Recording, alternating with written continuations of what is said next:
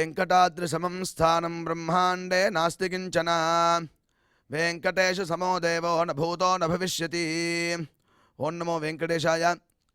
திருமலா திருப்பதி தேவஸ்தானம் ஸ்ரீ வெங்கடேஸ்வரா பக்தி சேனல் இணைந்து வழங்கும் ஸ்ரீமத் பகவத்கீதை பாராயணத்திற்கு அனைவரையும் வருக வருக என்று வரவேற்கிறோம். மூகம் கரோதி வாசாலம் அங்கும் லங்கயதே கிரிம் யத்கிருபாதமஹம் வந்தே பரமானந்த மாதவம்.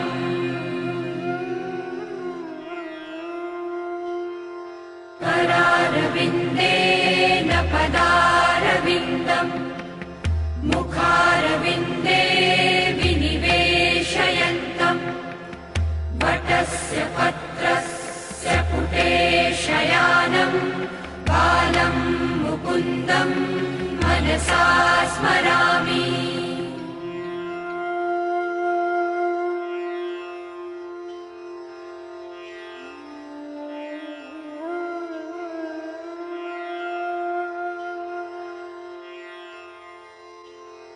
वसुदेवसुतं देवं कंसचाणूरमर्दनं देवकी परमानन्दं कृष्णं वन्दे जगद्गुरुम्. நம்மளுடைய சனாதன தர்மத்தில் கீதை ரொம்ப முக்கியமான ஒரு கிரந்தம். அதனுடைய மகாத்மியத்தில் கீதாத்யயனசீலஸ்ய பிராணாயாம பரஸ்ய ச நைவ சந்தகி பாபானி பூர்வஜன்ம கிருதானிச்சா அப்படின்னு மகாத்மியத்தில் சொல்லப்பட்டிருக்கு. கீதையை எவன் ஒருவன் அத்தியனம் செய்துட்டா இருக்கானோ அது ஒன்று இல்லாமல் பிராணாயாம பரஸ்யச்ச பிராணாயாமம் எவன் ஒருவன் செய்து கொண்டே இருக்கிறானோ நைவ சந்தகி பாப்பானி பூர்வஜன்ம கிருதானிச்சா அவனுக்கு பாபமானது போகிறது அப்படின்னு மகாத்மியத்தில் சொல்லப்பட்டிருக்கிறது. அதையே தொடர்ந்து நம்ம பார்த்தோம்னா அசுபானி நிராச்சஷ்டே இது ஒரு மங்களமான விஷயம் அப்படின்னு சொல்லப்படுறது. அது என்ன பண்ணுறதுன்னா அசுபானி நிராச்சஷ்டே அசுபங்களை தூர விளக்கிறதா. தனோதி சுபசந்ததிம் தனோதி வளர்க்கிறதா. ஒரு சுப சந்ததியை நல்ல விதமான செயல்களை நல்ல விதமான சந்ததியை தனோதி வளர்க்கறது கொடுக்கிறது அப்படின்னு அர்த்தம் பண்ணுறார். எதிரானா ஸ்மிருதி மாத்திரேன யத் பும்சாம் பிரம்மா தன் தத் மங்களம் விதுஹு அதே மங்களம் அப்படின்னு சொல்கிறார். ஸ்மிருதி மாத்திரேன யத் பும்சாம் அதை ஸ்மரிச்சாலே போதுமா முன்னாடி சொன்ன சுபசந்ததியை தரும். அசுபானி நிராச்சஷ்டே அசுபங்களை விளக்கக்கூடியதாக இருக்குது. அதுதான் பிரம்மா தத் மங்களம் விதுஹு அதுவே மங்களம்னு தெரிஞ்சுக்கோ அப்படின்னு இந்த பகவத்கீதையை மங்களமாகவும் எல்லாத்தையும் கொடுக்கக்கூடியதாகவும் வர்ணிச்சிருக்கா. அப்பேற்பட்ட இந்த பகவத்கீதைக்கு ஆரம்பிக்கிறதுக்கு முன்னாடி நாம் அனைவரும் குரு பிரார்த்தனை மற்றும் சங்கல்பத்தோட இந்த நிகழ்ச்சியை துவங்கலாம்.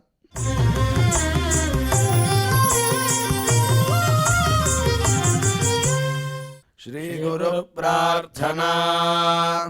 गुरुर्ब्रह्मा गुरुर्विष्णुर्गुरुर्देवो महेश्वरः गुरुः साक्षात् परं ब्रह्म तस्मै श्री गुरवे नमः.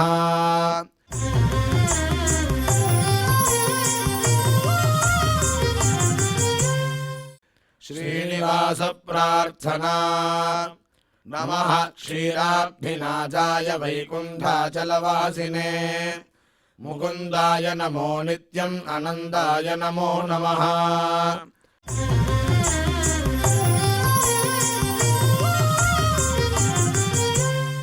अथ श्रीमद्भगवद्गीता पारायण संकल्पः. श्रीमदादिवराह क्षेत्रे विराजमानस्य अखिलाण्डकोटि ब्रह्माण्ड नायकस्य श्री पद्मावती जानेः भगवतः श्री वेंकटेश्वर स्वामिनः दिव्य सन्निधौ जगद्गुरोः श्रीकृष्ण परमात्मनः अनुग्रहेण समस्त प्रपंचस्य विशेषतः भारतदेशस्य उत्तरोत्तर शुभसंवत्समृद्ध्यर्थं श्रीमद्भारतदेशगत तपस्विजन तपोबलवृद्धिद्वारा समस्तस्यापि मानवसमाजस्य सर्वारिष्टपरिहारार्थम् एतद्देशवासिनां सर्वेषां सज्जनानां योगक्षेमार्थं राष्ट्रविरोधिनां निबर्हणद्वारा जनानां चित्तशान्ति चित्तस्थैर्य सन्तोषादि अभिवृद्ध्यर्थम् एतद्देशवासिनां परस्परविद्वेष परस्परनिन्दा परस्परहिंसादीनां निवृत्त्यर्थं परस्परसौमनस्य सिद्ध्यर्थं समस्तपापक्षयार्थं श्रीमन्नारायणप्रीत्यर्थं श्रीपरमेश्वरप्रीत्यर्थं श्रीमद्भगवद्गीतायाः अखण्डपारायणं करिष्यामहे।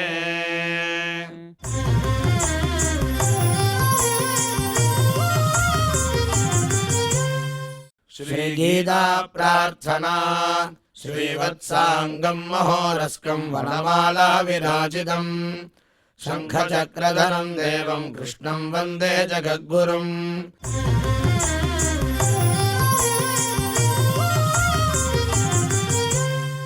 पार्थाय प्रतिबोधितां भगवता नारायणेन स्वयं व्यासेन ग्रथितां पुराणमुनिना मध्ये महाभारतम् अद्वैतामृतवर्षिणीं भगवतीम् अष्टादशाध्यायिनीम् अम्ब त्वामनुसन्ददामि भगवद्गीते भवद्वेषिणीम्।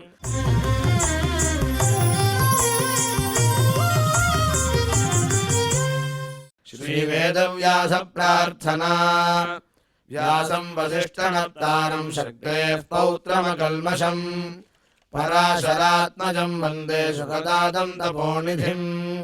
यत्र योगेश्वर कृष्णो यत्र पार्थो धनुर्धरः तत्र श्रीर्विजयो भूतिर्ध्रुवाणि धर्मधर्ममा।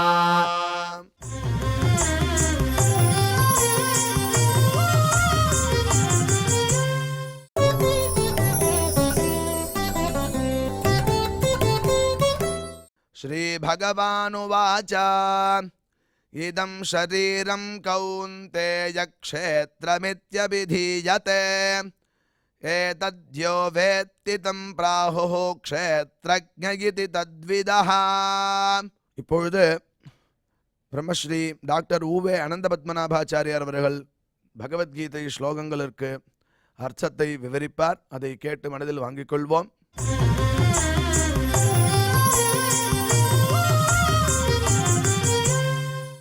श्रीभगवानुवाच इदं शरीरं कौन्तेय क्षेत्रमित्यभिधीयते एतद्यो वेत्ति तं प्राहुः क्षेत्रज्ञ इति तद्विदः।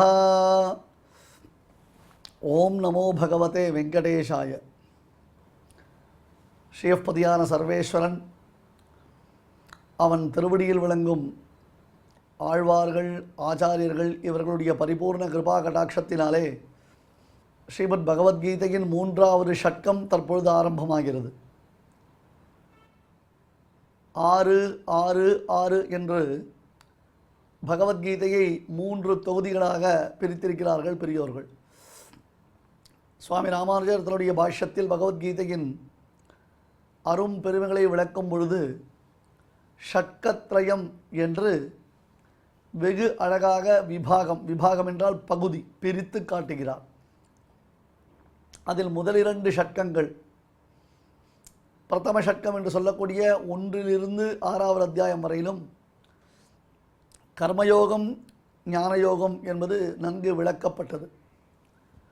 பிறகு 7வது அத்தியாயத்திலிருந்து 12ஆம் அத்தியாயம் வரையிலும் பக்தி யோகம் நன்கு விளக்கப்பட்டது. அதிலும் பரமாத்மாவுடைய விஸ்வரூபம் அத்தியாச்சரியமாக அர்ஜுனனுடைய பிரார்த்தனையின் பேரில் பகவானால் காண்பிக்கப்பட்டது. 12வது அத்தியாயத்தில் இந்த பக்தி யோகத்தின் பெருமை பரமாத்மா அர்ஜுனனுக்கு உபதேசம் செய்தான். இப்படியாக 1 to 12 அத்தியாயங்கள் கர்மயோகம், ஞானயோகம், பக்தி யோகம் என்னும் 3ஐ நன்கு தெளிவாக விளக்கி கூறுகின்றன. பிறகு இனி 13வது அத்தியாயத்திலிருந்து பகவத்கீதை முடிவுறும் வரையிலும் 18 அத்தியாயம் 6 அத்தியாயங்கள் விளக்கப்படுகின்றன. இந்த 6 அத்தியாயத்தினுடைய பிரயோஜனம் என்ன? கர்மயோகம், ஞானயோகம், பக்தி யோகம் தானே பகவத்கீதையில் சொல்லப்படுது. கர்மமும் ஞானமும் கொண்டு எழும் காதலுக்கு ஓர் இலக்கு. ஸ்வதர்ம ஞான வைராக்கிய சாத்திய பக்தியேக கோச்சரா நாராயணா பரம்பிரம்ம கீதா சாஸ்திரே சமீரிதா என்று ஸ்பஷ்டமாக கர்மயோகம், ஞானயோகம், பக்தி யோகம் தானே சொல்லப்படுகிறது. அந்த கர்மயோகத்தை, ஞானயோகத்தை, பக்தி யோகத்தை 12 அத்தியாயங்கள் உபதேசித்த பிறகு மறுபடியும் 13வது அத்தியாயம் எதனால் ஆரம்பிக்கப்படுகிறது? இந்த 13வது அத்தியாயத்திலிருந்து 18வது அத்தியாயம் பர்யந்தம் எது ஒன்று புதியதாக சொல்லப்பட போகிறது? இதனுடைய பிரயோஜனம்தான் என்ன என்னும் ஒரு கேள்வி உண்டாகிறது அல்லவா? அந்த கேள்விக்கு மிக அழகாக நிர்வாகம் செய்கிறார் சுவாமி ராமானுஜர். சம்மரைஸ், ஏற்கனவே 12 அத்தியாயங்களில் கூறப்பட்ட விஷயங்களை துளியும் சந்தேகத்திற்கு இடமில்லாதபடி, எங்கேயாவது நமக்கு இதில் சரியாக கவனிக்காமல் போயிட்டோம்னா, சரியாக புரிஞ்சிக்காமல் போயிட்டோம்னா, மிஸ் பண்ணிட்டோம்னா, இல்லை அதனுடைய கான்செப்ட் என்னென்னு நம்ம புரிஞ்சுக்கலன்னா, அதை நமக்கு புரிய வைக்கிறதுக்கோசரம் பரமாத்மா என்ன பண்ணியிருக்கான், மறுபடியும் ஒரு 6 அத்தியாயம் 13வது அத்தியாயத்திலேருந்து 18வது அத்தியாயம் பர்யந்தம் 12 அத்தியாயங்களில் சொன்ன விஷயங்கள்லாம் சம்மரைஸ் பண்ணி நமக்கு காண்பிக்கிறான். முதல்ல என்ன சொல்லுது? பகவத் உபாசனத்திற்கு அங்கம் என்ன? ஜீவாத்ம தரிசனம், அதாவது ஜீவாத்ம சாட்சா்காரம். பகவத் உபாசனம் பண்ணணும்னா எடுத்தோடனே அப்படி உட்காந்துட்டு கண்ணை மூடிட்டு தியானம் பண்ணிட்டா பகவத் உபாசனம் வந்துருமானா, சுவாத்ம சாட்சா்காரம்ன்றது ரொம்ப முக்கியம். இந்த ஜீவாத்ம தரிசனத்திற்கு இப்போ பகவத் உபாசனம் பண்ணுறதுக்கு ஜீவாத்ம சாட்சா்காரம்ன்றது அங்கம்னு சொன்னோன்னா, அப்போ ஜீவாத்ம சாட்சா்காரம் எப்படி வரும்? அது அப்படி கண்ணை மூட்டின்னு அப்படியே ஆஹா நான் யோகம் பண்ணுறேன், தியானம் பண்ணுறேன், தபஸ் பண்ணுறேன், யோகம் பண்ணுறேன்னு சொன்னால் அது சித்திச்சிருமா? அது சித்திக்காது. இப்போ அதுக்கு அங்கம் என்ன? கர்மயோகம், ஞான யோகங்கள் வருங்க. கர்மயோக ஞான யோகம்ன்றது அடிப்படை. இப்போ நிறைய பேர் பகவத்கீதைக்கு பலவிதமான அர்த்த விசேஷங்கள் சொல்லிக் கொண்டிருக்கிறார்கள். அடியன் மறுபடியும் வலியுறுத்தி சொல்வது ஒன்றே ஒன்று, அடியன் தழுவி சொல்வது ராமானுஜ பாஷ்யம்.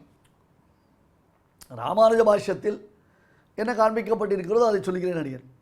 அவ்வப்பொழுது ஆங்காங்க மற்ற பாஷ்யங்களில் உள்ள சில விசேஷார்த்தங்கள் மட்டும் காண்பிக்கப்படுகின்றன.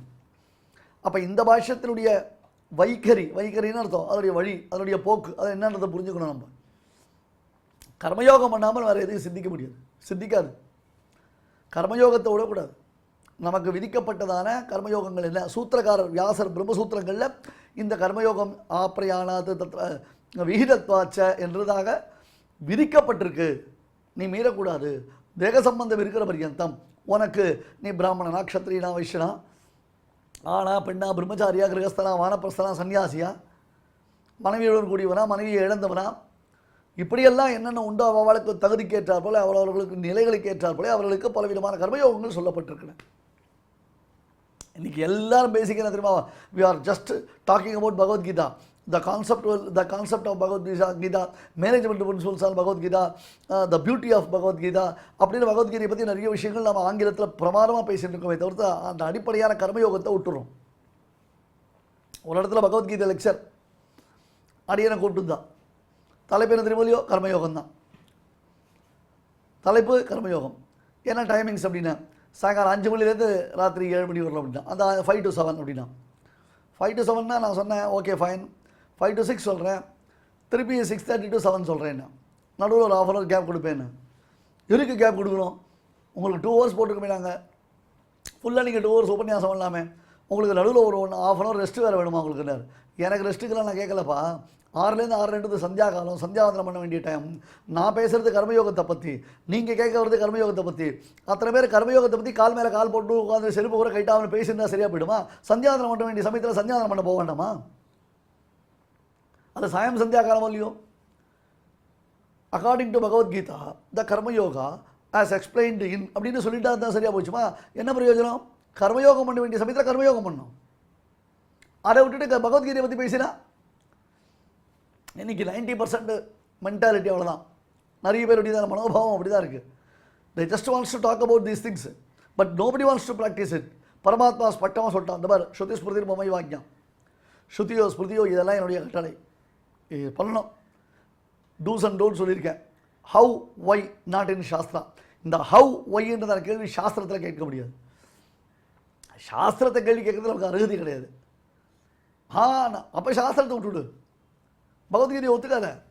எனக்கு பகவத்கீதை பிடிக்கும், நான் Bhagavad Gita really I am chanting Bhagavad Gita, I am chanting Bhagavad Gita, I am getting the very divine blessings of Lord Krishna அப்படிலாம் சொல்லாத. Perform your Karmayoga and more or less what is கர்மயோகான்றது கரெக்டாக புரிஞ்சுக்கோ. கர்மயோகத்துக்கு மேலே ஞான யோகம்ன்றது ஆத்ம சாட்சாத்காரம். இந்த இடத்துல ஞான யோகம்ன்றது வேறு அர்த்தம் பண்ணுறான் சில பேர், ஆனால் ஞான யோகம் இல்லை. இப்போ நானே உங்களுக்கு புரியல, according to Ramanuja's explanation in Bhagavad Gita அப்படின்ற மாதிரி தான் நானும் சொல்கிறேன் உங்களுக்கு. ஆகையால் கர்மயோகம் ஞான யோகம்ன்றது உனக்கு மேலே ஆத்ம சாட்சாத்காரத்துக்கு அங்கம், அந்த ஆத்ம சாட்சாத்காரம்ன்றது பக்தி யோகம் பண்ணுறதுக்கு அங்கம். அப்படி டெவலப் பண்ணு. இது 2ஆம் ஷட்கத்தில் சொல்லப்பட்டது. 3வது அதான் பக்தி யோகம்ன்றது 2ஆம் ஷட்கத்தில் சொல்லப்பட்டதான விஷயம். அதாவது பிரகிருதி, ஜீவன் இவற்றினுடைய சம்சர்க்கமான பிரபஞ்சன், சர்வேஸ்வரன், கர்ம, ஞானம், பக்தி, இதெல்லாம் சொல்லப்பட்டது கீழே. இதை என்ன பண்ணுறார் இப்போ 3வது ஷட்கத்தில் வரச்சு மறுபடியும் பிரகிருத்தினா என்ன, ஜீவன்னா என்ன, இதனுடைய சம்சர்க்கமான பிரபஞ்சம்னா என்ன, சர்வேஸ்வரம்னா என்ன, கர்மம்னா என்ன, ஞானம்னா என்ன, பக்தி என்ன, இது எல்லாத்தையும் இப்போ 3வது ஷட்கத்தில் 13ஆம் அத்தியாயத்தில் ஆரம்பித்து 18ஆம் அத்தியாயம் வரைக்கும் எக்ஸ்பிளைன் பண்ண போகிறார். புரியுதா? இதுதான் கீழே சொல்லிட்டாரே சுவாமி அப்படின்னாலும், கீழே சொன்னாலும் நமக்கு இன்னும் கிளாரிட்டியானது ஏற்பட்டிருக்காரு. நிறைய இடத்துல நமக்கு சந்தேகம் இருக்கும். சம்சயாத்மா வினஷதின்றதாக சந்தேகத்தையே ஒருத்தர் வச்சுருந்தானா அந்த சந்தேகம் அவனுக்கு பெரிய நாசத்தை உண்டு பண்ணும். அதனால் கிளியர் கட்டாக எந்த ப்ராப்ளமும் இல்லாதபடி இவனுக்கு புரிய வைக்கிறதுக்காக, இவனுக்குன்னு அர்த்தம் நமக்கு புரிய வைக்கிறதுக்காக பகவான் இந்த பகவத்கீதையில் 3வது ஷட்கத்தை ஆரம்பிக்கிறான். சர்வோபனிஷதோ காவஹா தோக்தா கோபாலநந்தனஹ பார்த்தோ வத்சா சுதீஹி போக்தா துக்தம் கீதாமிருதம் மஹத். இந்த ஸ்லோகம் பிரசித்தமான ஸ்லோகம், கேள்விப்பட்டீங்களோ இல்லையோ? ஆரம்பத்தில் சொல்லியிருக்கேன். சர்வோபனிஷதோ காவஹ ஓம் தத்து சத்து பகவத்கீதாசு உபனிஷத்சு பிரம்ம வித்யாயாம் யோகசாஸ்திரே அப்படின்னு கீதையினுடைய பெருமையை சொல்கிறோம். உபனிஷத் என்று பெயர் பகவத்கீதைக்கு. ஏன்னா பாரதம் பஞ்சமோ வேதா, 4 வேதம் உண்டோ இல்லையோ? ரிக் வேதம், எதிர்வேதம், சாமவேதம், அதர்வண வேதம், 4 வேதம். 5வது வேதம் என்ன? பாரதம் பஞ்சமோ வேதா, 5வது வேதம் பாரதம். அந்த வேதத்திற்கு உபனிஷத்து என்ன? ரிக்வேதத்துக்கு உபனிஷத்து உண்டு, எதிர்வேதத்துக்கு உபனிஷத்து உண்டு, சாமவேதத்துக்கு உபனிஷத்து உண்டு, அதர்வண வேதத்துக்கு உபனிஷத்து உண்டு. அதே மாதிரி மகாபாரதத்துக்கு உபனிஷத்து உண்டு. என்ன உபனிஷத்து? கீதை. விதுரநீதிஷு மகாபாரதே நீதிஷு உபனிஷத்சு சொல்கிறோமா? யக்ஷபிரஷ்னேஷு உபனிஷத்சு சொல்கிறோமா? சொல்கிறதில்ல, கீதையை தான் சொல்கிறோம். ஏன்னா கீதைக்கு அவ்வளோ பெருமை. சர்வோபனிஷதோ காவா, எல்லா உபனிஷதங்களையும் பசுவாக்கினான். தோக்தா கோபாலநந்தனா, அதை கறக்கக்கூடியவன் யார்? பரமாத்மா. கோபாலனா வந்து பிறந்தான். பார்த்தோவத்சா, கன்றுக்குட்டி இல்லாத பசுவின் பாலை உண்ணக்கூடாது பருகக்கூடாது சொல்லியிருக்கணும் இல்லையோ? கன்றுக்குட்டி இல்லாத பசுவின் பாலை கறந்து பருகக்கூடாது. இப்போ அர்ஜுனன் என்னும் கன்றினை வைத்து துக்தம் கீதாமிர்தம், உயர்ந்த கீதாமிர்தத்தை நமக்கு அளிக்கிறான். கீதையாகிற அமிர்தம் நமக்கு பரமாத்மாவனால் அளிக்கப்படுகிறது. எவ்வளோ சொத்த விஷயம்! கீதைன்றது நமக்கு கிடைச்சிருக்கக்கூடிய மகாபெரும் நிதி. ஏன் அதை நம்ம ஃபீல் பண்ணல? ஏன் நம்ம அதை கரெக்டாக அதை ஃபாலோ பண்ணல? ஏன் நமக்கு அதனுடைய விசேஷங்கள் தெரிய மாட்டேன்றது? அதை புரிஞ்சுக்க வேண்டாமா? இப்படி சந்தேகத்திற்கு இடமில்லாதபடி நாம் புரிந்து கொண்டு மேற்கொண்டு நமக்கு அனுஷ்டானம் வரணும். சுதீஹி போக்தா, அர்ஜுனனை வைத்து இப்போ கண்ணுக்குட்டிக்கோசரம் பசுமாட்டை வளர்க்கலை. பசுவனுடைய பால் யாருக்கோசரம்? நமக்கோசரம் தான். பசுமாடு வீட்டில் வளர்க்குறோம் எதுக்காக அப்படின்னா வேற ஒன்றும் இல்லை. அந்த பசு பால் சாப்பிடணும். நம்ம காலத்தில் காஃபி சாப்பிடணும், மத்தியானம் காஃபி சாப்பிடணும், சாயங்காலம் காஃபி சாப்பிடணும். குழந்தைகள் காலத்தில் இருக்குது, அந்த குழந்தைங்க சாப்பிடணும். தயிர் வேணும், பால் வேணும், மோர் வேணும், நெய் வேணும். இதெல்லாம் நமக்கு கிடைக்கணும்னா பசுமாடு வளர்க்கணும். வெறும் பசுமாடு வளர்த்தா போருமா? அந்த பசுமாடு சனை பிடிக்கணும், பசுமாடு கண்ணு போடணும். அதுதான் விருத்தியாகும், அப்போ தான் வளரும். அடுத்தது என்ன? இப்போ அந்த கண்ணுக்குட்டி வந்துடுது. கண்ணுக்குட்டி வந்தால் அந்த கண்ணுக்குட்டி பால் விட்டாமல் நாம் மொத்த பாலையும் கறந்துக்கலாமா? கன்றுக்கு பாலூட்ட மருந்து கட்டி வைத்தேனோ அப்படின்வான். பால் கறக்கிறது பார்க்கறதுக்கு வாய்ப்பு இருக்கா அவங்களுக்கு? யூடியூப்பில் தான் போய் பார்க்கணும். இனிமேலாம் வேறு வழி இல்லை. நான் சொல்கிறது இப்போ நவீன சாதனங்களை வச்சுட்டு பால் கறக்கிறதுலாம் நான் ஒத்துக்கவே மாட்டேன். அதெல்லாம் சரியே கிடையாது. பிராச்சீனமாக சொல்கிறேன். பிராச்சீனம்னு அர்த்தம் ஒரு 20-30 வருஷத்துக்கு முன்னாடி வரலாம் அங்கங்கே தெருவில் பால்காரர் இருப்பார். நமக்கு அவர் ஒரு 4 மாடு வச்சுட்டு பேர், 5 மாடு வச்சுட்டு பேர். கரெக்டாக காலத்தில் வெளில நமக்கு தேவையான பசும்பாலை கலந்து கொண்டு கொடுப்பார், எருமைப்பாலை கறந்து கொண்டு கொடுப்பார். கரெக்டாக வீட்டில் எழுந்துக்கிச்சே காஃபி போடுறதுக்கோசரம் கரெக்டாக பால் வந்து நிற்கும். அப்போ என்ன பண்ணுவான்னாவா நல்லா கவனிக்கும். கன்றுக்கு பால் ஊட்ட மறந்து கட்டி வைத்தேன்னும் தப்பு. அது கண்ணுக்குட்டிக்கு பால் ஊட்டணும். முதல்ல பசுக்கிட்டேருந்து பாலை கறக்கிறதுக்கு முன்னாடி கண்ணுக்குட்டியை அழுத்து விடுவான். முதல்ல கண்ணுக்குட்டியை தனியாக பசு தனியாக கட்டி வச்சுருப்பான். ஏன்னா என்ன பண்ணும், அந்த கண்ணுக்குட்டி மொத்த பாலையும் சாப்பிட்ரும். அது வேஸ்ட்டாக போய்டும். நமக்கு பால் இல்லாமல் போய்டும். நமக்கு காலத்தில் காஃபி சாப்பிட முடியாது. காலத்தில் எழுந்தோடனே காஃபி சாப்பிடணும்னா எதுக்கு பால் எது கிடைக்காது. கண்ணுக்குட்டி பசு தனியாக வச்சுருப்பான். அப்புறம் இந்த பால்காரர் என்ன பண்ணுவார், கண்ணுக்குட்டி அழுத்து விட்டோன்னே அது நேராக பசுக்கிட்ட போகும். பசுக்கிட்ட போய் அதுக்கு முன்னாடி பசு இந்த தரையில் உட்காந்துட்டுருக்கும். சில சமயம் சாணி போட்டிருக்கோம். அந்த இடத்துல மண் தரை அந்த காலத்துலாம் இல்லையா, அந்த காம்பில் மண்ணெலாம் ஒட்டின்ட்டுருக்கும். மண் ஒட்டின்ட்டுருக்கும், சின்ன கல் ஒட்டின்ட்டுருக்கும். கண்ணுக்குட்டி போய் வாயை வச்சுன்னா அந்த கண்ணுக்குட்டி வாயில் கல் மண்ணும் போயிடும். குட்டி கண்ணுக்குட்டி தானே, கண்ணுக்குட்டினாலே சின்னது தானே, அதுக்கு வாயில் அந்த கல் மண்ணெலாம் போயிடும். அதுக்காக அவர் என்ன பண்ணுவார், முதல்ல அந்த மடிக்காமல் என்ன அலம்பி வச்சுருப்பார். சுத்தமாக இருக்கும். தண்ணி போட்டு அலம்பி வச்சுருவார். பால் மடிக்க, பசு மடிக்க. கண்ணுக்குட்டி போய் வாயை வச்சு அதை சாப்பிட ஆரம்பிக்கும்.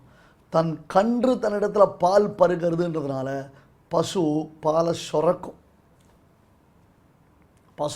சுரக்கும். ஒரு 2 நிமிஷம் அந்த கண்ணுக்குட்டி பால் சாப்பிடும். நல்லா முட்டி தாயினிடத்தில் சந்தோஷமாக பால் பருகும். அப்புறம் அந்த பால்காரர் கண்ணுக்குட்டி எடுத்து பசுவுக்கு முன்பக்கம் கட்டி வச்சிருவார். பசு தன் நாக்கால் அழகாக அந்த கண்ணுக்குட்டியை தடவி கொடுத்துட்டே இருக்கும். அப்போ பால்காரர் தனக்கு வேண்டியதான பாலை கறந்துப்பார். ஒரு சாஸ்திரார்த்தம் சொல்கிறேங்க எனக்கும். அந்த சமயத்தில் கன்றுக்குட்டி சாப்பிட்ட பிறகு பசுவின் மடிக்காம்பை மறுபடியும் அலம்பி பால் கறக்கக்கூடாது. சாதாரணமாக எப்போ பார்த்தாலும் நான் எச்சல் கூடாது சொல்லணும் இல்லையோ. எச்சல் சுத்தி இல்லை, எச்சல் ஆச்சாரம் இல்லை, எச்சல் பண்ணிக்க ரொம்ப கஷ்டமாக இருக்குது.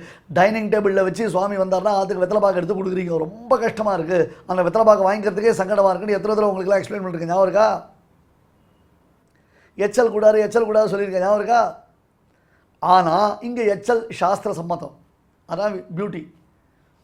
கண்ணுக்குட்டி சாப்பிடுவதற்கு முன்பாக மடிக்காம்ப அலம்பியிருப்பான். கன்றுக்குட்டி சாப்பிட்ட பிறகு அதை வாய் வச்ச பிறகு அதை பிடிச்சி இழுத்துட்டு வந்து பசுக்கு முன்னாடி கட்டிட்டு அப்படியே பாலை கறக்கணும். அந்த இடத்துல மடியை அலம்பக்கூடாது.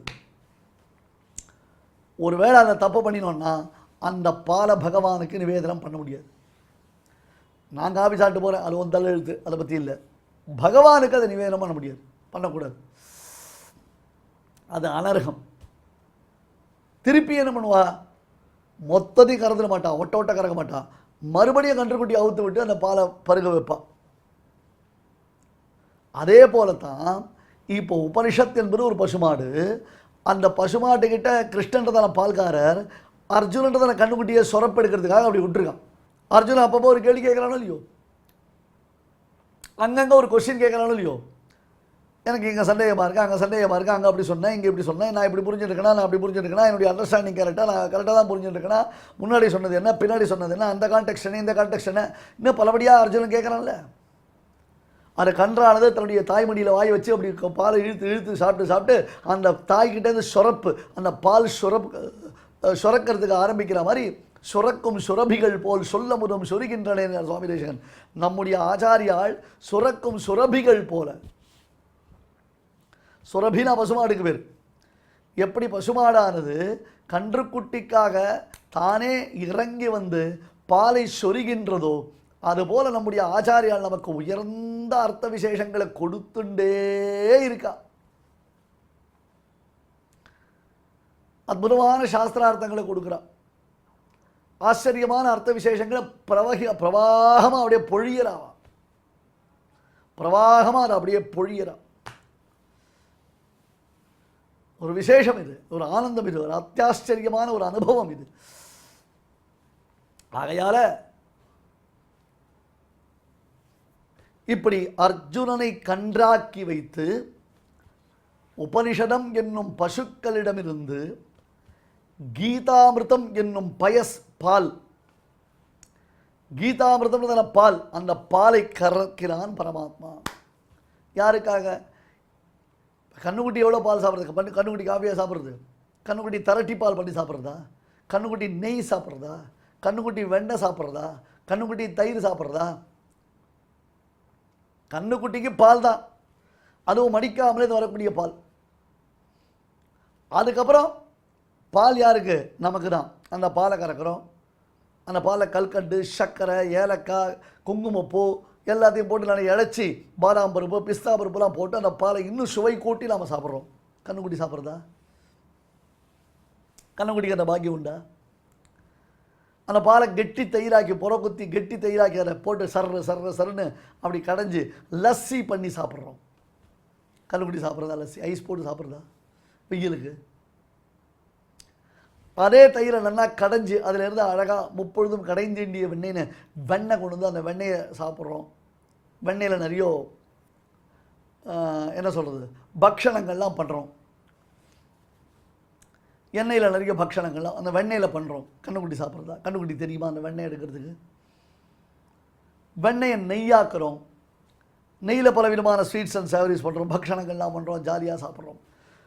ஒரு கண்ணுக்குட்டியை முன்னிலைப்படுத்தி கன்றுக்குட்டிக்கு பால் சுரக்க வைத்து பசுமாடு அந்த பசுவின் பாலை முழுவதுமாக கறந்து காஃபி, டீ, ஹார்லிக்ஸு, போர்னிட்டா என்னென்ன உண்டோ பாலில் என்னென்ன சம்மந்தப்பட்டதோ அது அத்தனையும் சாப்பிட்றோம். அப்புறம் அந்த பால் ப்ராடக்ட்ஸை பெருக்கிறோம். அப்புறம் அதுலேருந்து தயிராக்கி சாப்பிட்றோம். அப்புறம் மறுபடியும் அதை கடைஞ்சி அதுலேருந்து வெண்ணெயாக்கி சாப்பிட்றோம். வெண்ணெயிலேருந்து மறுபடியும் நெய்யாக்கி சாப்பிட்றோம். அந்த வெண்ணெயிலையும் நெய்லையும் பல பதார்த்தங்களை பக்ஷணங்களை பண்ணி சாப்பிட்றோம். இப்படி ஒரு பாலை பேஸ் பண்ணி இத்தனை ப்ராடக்ட்ஸு எல்லாம் நமக்காக தரட்டி பால் கலர்றான். அந்த பாலை வச்சுட்டு 5 லிட்டர் பாலை எடுத்து அப்படி சுண்டை காய்ச்சி கரண்டி கரண்டி கரண்டி கசடி கசடி கசடி அந்த பாலை சுண்டை வச்சா நாங்கள் சூப்பராக ஒரு தரட்டி பால் வரும். திரட்டு பால்னு பேர் இதுக்கு. திரட்டு பால். அந்த பாலை திரட்டி திரட்டி திரட்டி கொண்டு வந்து நல்ல ஏலக்காயெலாம் போட்டு ஜம்முன்னு அதில் சர்க்கரையை போட்டால் அப்படியே ஆனந்தமாக சாப்பிட்றோம். பாசந்தி சாப்பிட்றோம். பாசந்தி சாப்பிட்றோம். எப்படி கிடைக்கிறது? அதே மாதிரி தான் அர்ஜுனன் என்னும் கன்றுக்கு பகவத்கீதையை சொன்னால், ஆனால் இத்தனை வியாக்கியானங்கள், இத்தனை அனுபவங்கள், இவ்வளவு ரசகடமான அர்த்த விசேஷங்கள் இப்படி நம் ஆச்சாரியர்கள் அப்படி அதை திரட்டி திரட்டி திரட்டி நமக்கு நம்முடைய தாயானவள் அந்த பாலை கொண்டு பலவிதமான பக்ஷணங்களை செய்து தருவதை போல பகவத்கீதை என்னும் அந்த பாலை கொண்டு மகான்கள் ஆச்சாரிய சார்வபௌமர்கள் நமக்கு பல இனிமையான சுவையான பதார்த்தங்களை அளிக்கிறார்கள். த்ரூ பை தர் கமெண்ட்ரி, அவர்களுடைய வியாக்கியானங்களின் வாயிலாக இவை அனைத்தும் நமக்கு அருளப்படுகின்றன, அளிக்கப்படுகின்றன. சர்வோபனிஷதோ காவஹா குதோக்தா கோபாலநந்தனா பார்த்தோ வத்ஸா சுதீஹி போக்தா துக்தம் கீதாமிருதம் மஹதே. பார்த்தோ வத்ஸா சுதீஹி போக்தா துக்தம் கீதாமிருதம் மஹதே. அத்தகைய கீதாமிருதத்தில் 3ஆம் ஷட்கம் ஆரம்பமாகிறது. முதல் 3 அத்தியாயங்களில் சேதனம், அச்சேதனம், ஈஸ்வரன் முதலான சித்த தத்துவங்கள், அதன் பிறகு கர்ம, ஞான, பக்தி முதலான சாத்திய தத்துவங்கள். இந்த 3 இப்படி பிரிக்கணும். முதல் 3 அத்தியாயத்தில், அதாவது 13, 14, 15 இந்த 3 அத்தியாயங்களில் சேதனம், அச்சேதனம், ஈஸ்வரன் தத்துவத்திரயம். சித்துன்னா என்ன, அச்சித்துன்னா என்ன, ஈஸ்வரன்னா என்ன, இந்த 3 விஷயங்கள் 13ஆம் அத்தியாயம், 14ஆவது அத்தியாயம், 15ஆவது அத்தியாயத்தில் காண்பிக்கப்படுகின்றன.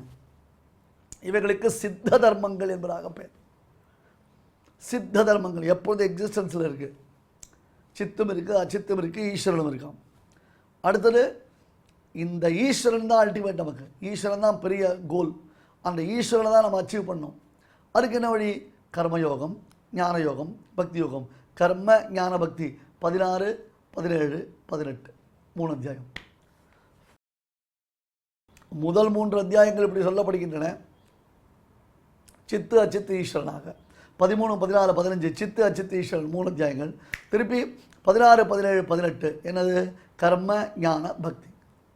அதுலேயும் இந்த பர்டிகுலராக இந்த 13ஆவது அத்தியாயத்தில் தேகம் ஆத்மா இவற்றினுடைய ஸ்வரூபத்தை விவரணம் பண்ணுறான் பரமாத்மா.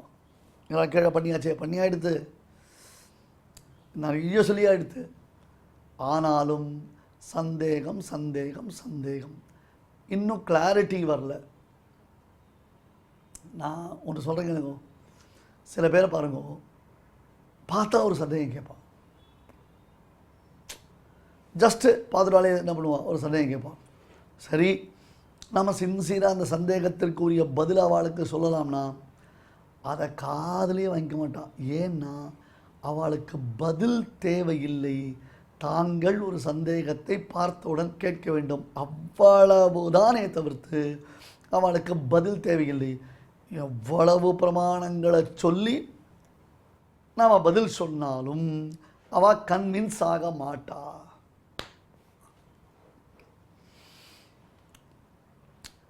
ஏன்னா தட் இஸ் தேர் மென்டாலிட்டி. அது ஒரு மைண்ட், அது ஒரு டைப் ஆஃப் மைண்ட் செட்டப். அது ஒரு டைப் ஆஃப் மைண்ட் செட்டப்.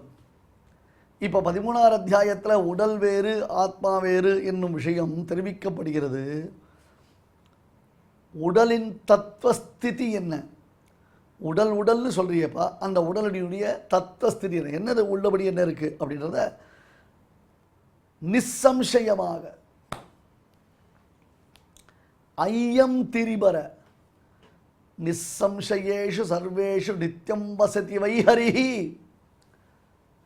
சசம்சயான் ஹேதுபலான். அதாவது தொட்டதுக்கெல்லாம் யோசனை, தொட்டதுக்கெல்லாம் ஒரு டவுட், இது அப்படி அது எப்படி, இது அப்படி இருக்குமா, அது அப்படி இருக்குமா, இப்படி பண்ணுவலாமா, அப்படி பண்ணலாமா, இது இங்கே கேட்கலாமா, அது அங்கே கேட்கலாமா, இது எங்கே சொல்லலாமா, அது அங்கே சொல்லலாமா, இதே கேள்வி கேட்டுருப்பான்.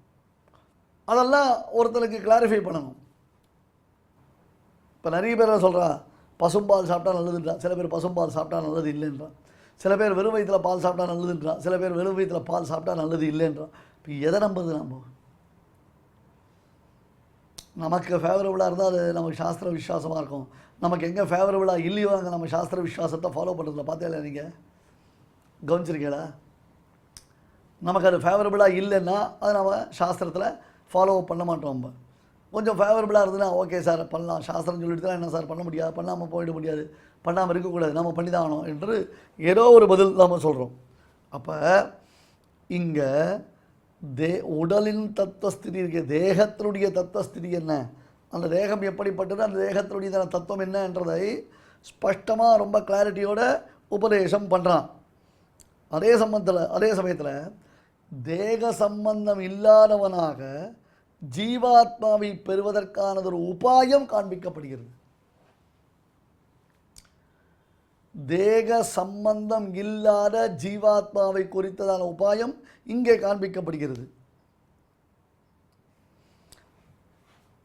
பிரகிருதி சம்பந்தம் இல்லாத ஜீவாத்மஸ்வரூபம் ஸ்பஷ்டமாக இந்த அத்தியாயத்தில் நிரூபிக்கப்படுகிறது.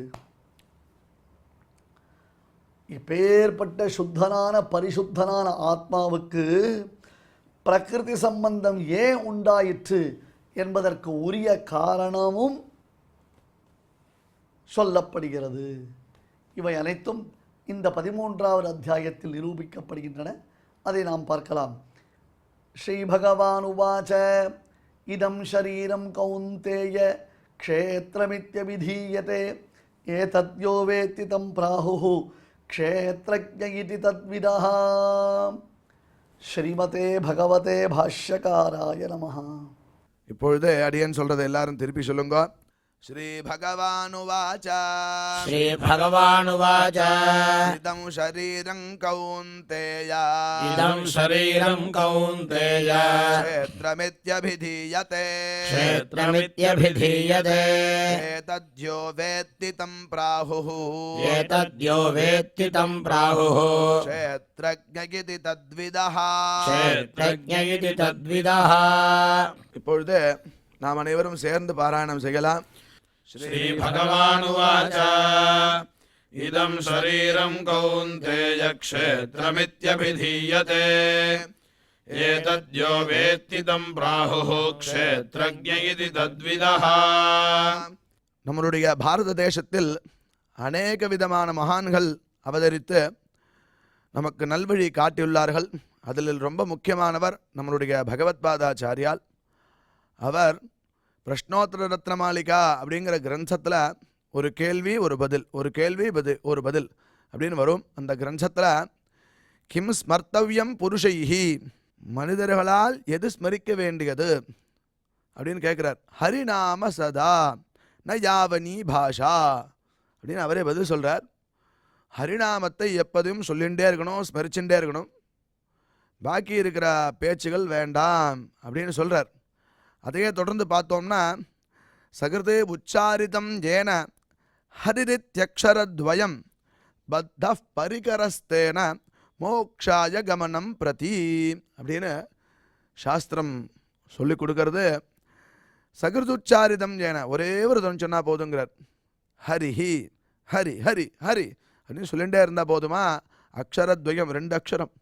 அது சொன்னால் இவன் மோட்ச சாதனத்துக்கு அந்த பிரயாணத்திற்கு இவன் ரெடி ஆயிடுறான். பகவான் அவனுடைய மோட்சத்தையே கொடுக்கறதுக்கு, அவனுடைய திருவடியை கொடுக்கறதுக்கு சித்தமாக இருக்கான் அப்படின்னு சொல்கிறது இந்த சாஸ்திரம். அப்பேற்பட்ட பகவன் நாமோச்சாரணம் இப்பொழுது நடக்க போகிறது. நாம சங்கீர்த்தனம், அதை கேட்டு மகிழ்வோம். ಮನಶುದ್ಧಿಯಿಲ್ಲದವಗೆ ಮಂತ್ರದ ಫಲವೇಣು, ಮನಶುದ್ಧಿಯಿಲ್ಲದವಗೆ ಮಂತ್ರದ ಫಲವೇಣು, ತನು ಶುದ್ಧಿಯಿಲ್ಲದವಗೆ ತೀರ್ಥದ ಫಲವೇಣು,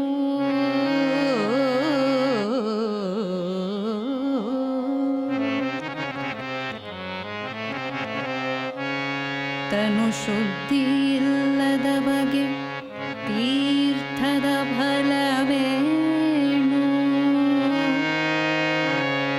ಮಿಂದಲ್ಲಿ ಫಲವೇಣು ನೀನು ಮೊಸಳೆಯಂತೆ,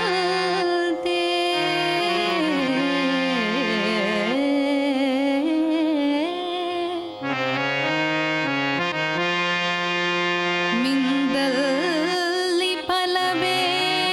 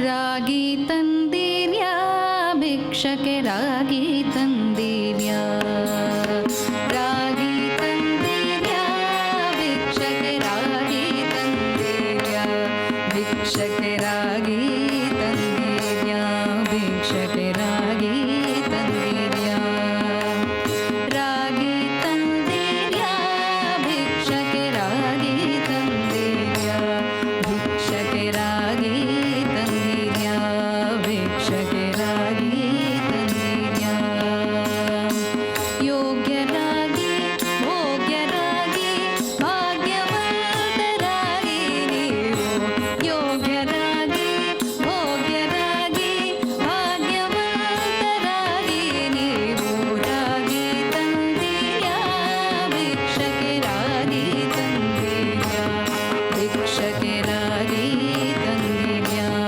ಭಿಕ್ಷಕ್ಕೆ ರಾಗಿ ತಂದಿರ್ಯಾ ಅನ್ನದಾನವ ಮಾಡುವರಾಗಿ ಅನ್ನದಾನವ ಮಾಡುವರಾಗಿ ಅನ್ನ ಛತ್ರವ ಮಿಟ್ಟವರಾಗಿ ಅನ್ನದಾನವ ಮಾಡುವರಾಗಿ ಅನ್ನ ಛತ್ರವ ಮಿಟ್ಟವರಾಗಿ ಅನ್ಯವಾದಗಳ ಬಿಟ್ಟವರಾಗಿ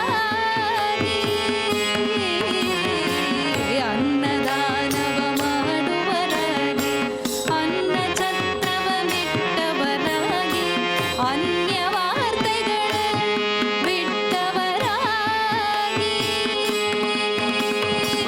ಅನ್ಯವಾರ್ತೆಗಳ ಬಿಟ್ಟವರಾಗಿ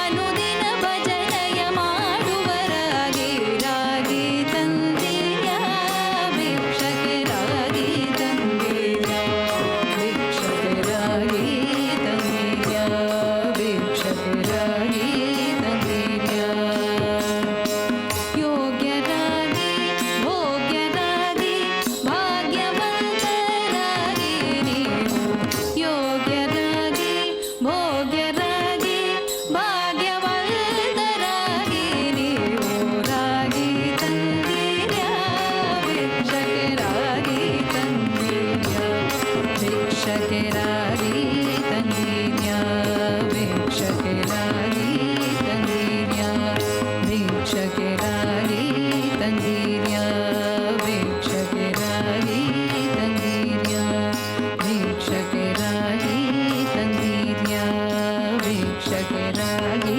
ತಂದಿರ್ಯಾ. இந்த நிகழ்ச்சியில் இதுவரை நாம் செய்த பாராயணத்தில் ஏதேனும் அக்ஷர தோஷம் ஏற்படுத்தியிருந்தால் அதை நிவர்த்திக்கும் பொருட்டு பகவானிடம் க்ஷமா பிரார்த்தனை செய்வோம்.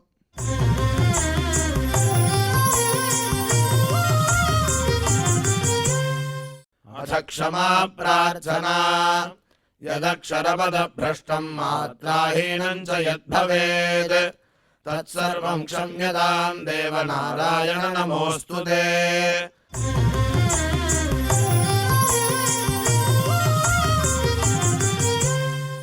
अथ भगवत्समर्पणम् कायेन वाचा मनसेन्द्रियैर्वा बुद्ध्यात्मना वा प्रकृते स्वभावात् करोमि यद्यत् सकलं परस्मै नारायणायेति समर्पयामि।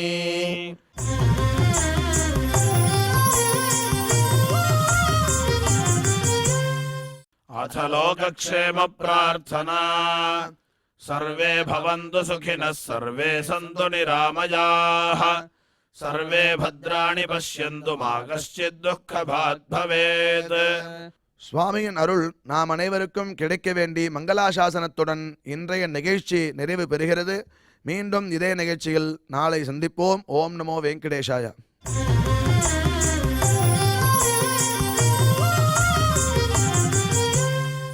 अथ मङ्गलम् श्रियः कान्ताय कल्याणनिधये निधयेऽर्थिनाम् श्रीवेङ्कटनिवासाय श्रीनिवासाय मङ्गलम्।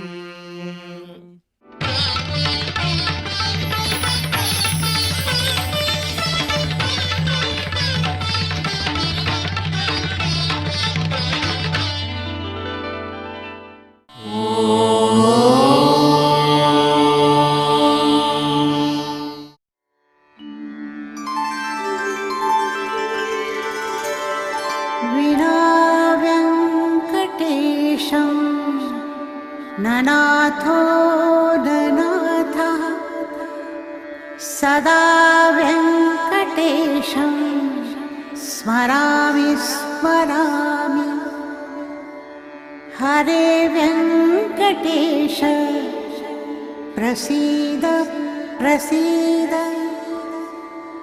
प्रियं वेङ्कटेश प्रयच्छ प्रयच्छ